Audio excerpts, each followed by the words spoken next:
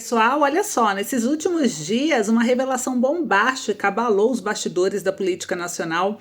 O presidente Luiz Inácio Lula da Silva enfrenta, na minha opinião, a pior notícia para o seu governo, com informações que podem impactar diretamente sua popularidade e a estabilidade da esquerda no Brasil. O caso é sério, eu vou mostrar aqui para vocês todos os detalhes.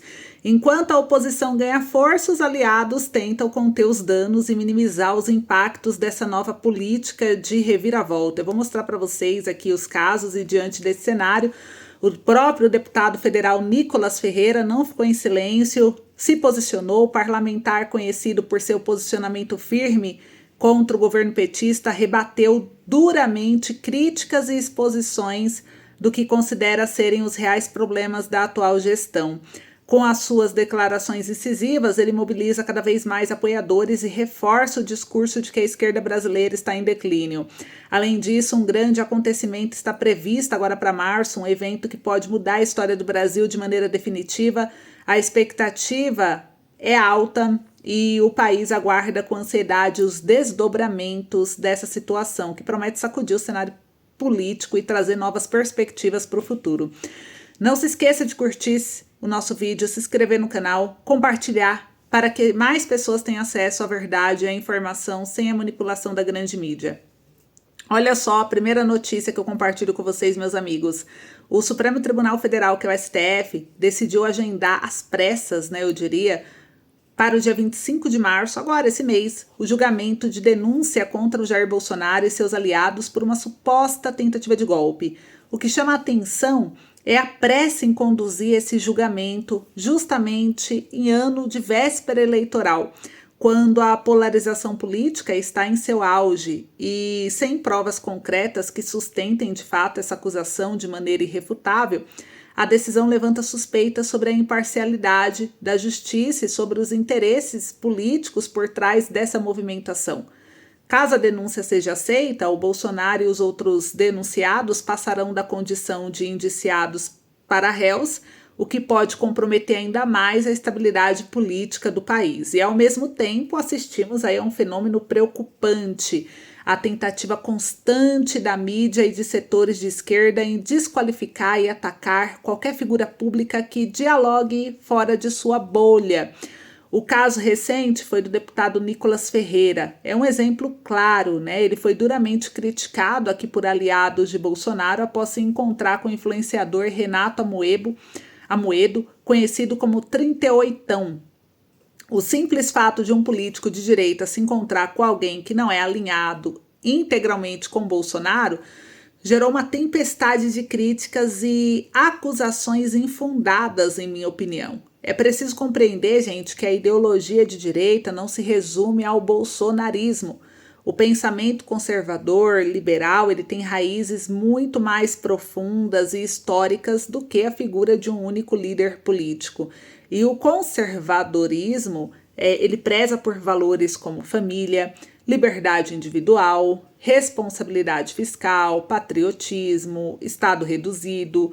O liberalismo econômico defende um mercado livre, com menor intervenção estatal, buscando crescimento e prosperidade. Reduzir toda essa base ideológica, resumir, a um único nome, como colocam Bolsonaro, é um grande erro, e é um erro, assim, uma armadilha, eu diria, narrativa criada pela esquerda para deslegitimar a direita como um todo. Tem que tomar cuidado, a narrativa de que todo conservador é bolsonarista e vice-versa é perigosa e visa justamente limitar o pensamento político.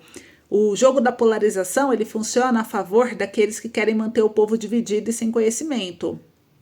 Um país onde a população se vê apenas com pró ou contra determinada figura política, perde aí a capacidade de debater ideias, de buscar soluções reais para os problemas do Brasil.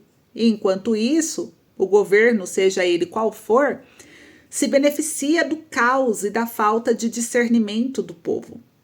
Aqui mostra, o jornal publicou aqui, o Infomoney, Nicolas rebate críticas por encontro com influenciador contrário a Bolsonaro. o deputado rebateu os ataques de aliados de Bolsonaro após se encontrar com o influenciador Renato Amoedo, conhecido como 38ão.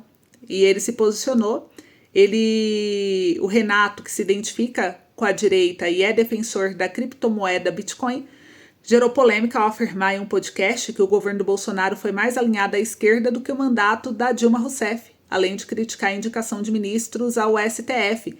E entre os críticos do encontro de Nicolas com o influenciador estava o deputado Mário Frias, do PL, que classificou a atitude do colega como completamente absurda e incompatível com alguém que se diz aliado de Bolsonaro.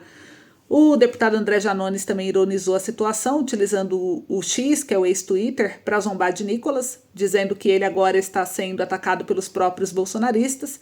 E, em resposta, Nicolas publicou um texto em suas redes sociais reafirmando que permanece fiel a seus princípios e valores e que está disposto a pagar o preço, mesmo que isso signifique perder apoiadores ou poder político.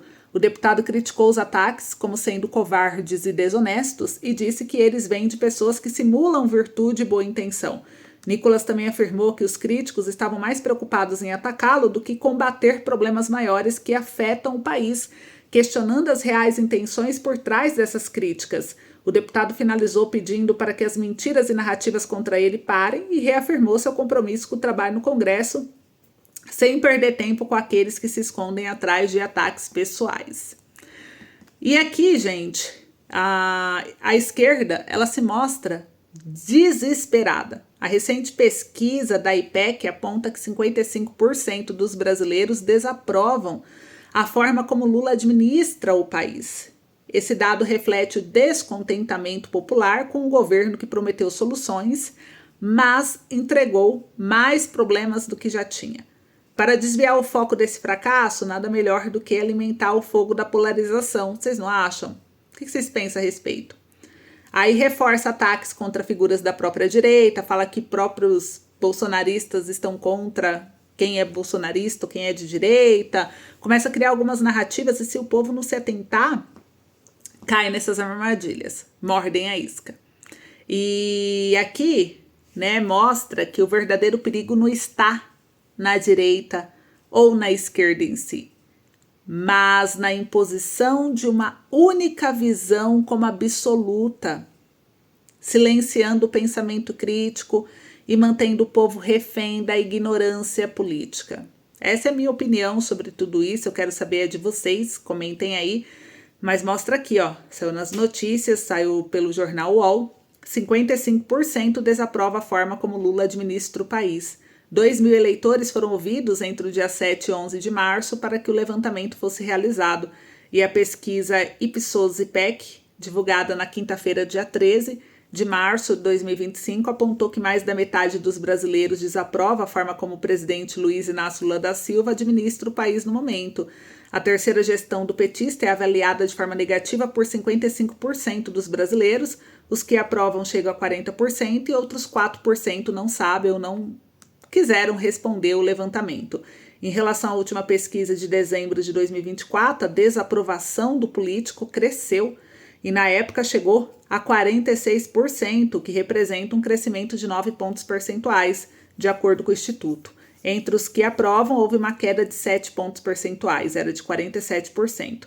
E para chegar a essa conclusão, ao todo foram ouvidos 2.000 eleitores, presencialmente entre os dias 7 e 11 de março, em 131 cidades brasileiras, a margem de erro é de 2 pontos percentuais para mais ou para menos e o nível de confiança é de 95%. Então comente aí o que vocês acham disso tudo, esse foi o vídeo de hoje, um beijo, até mais.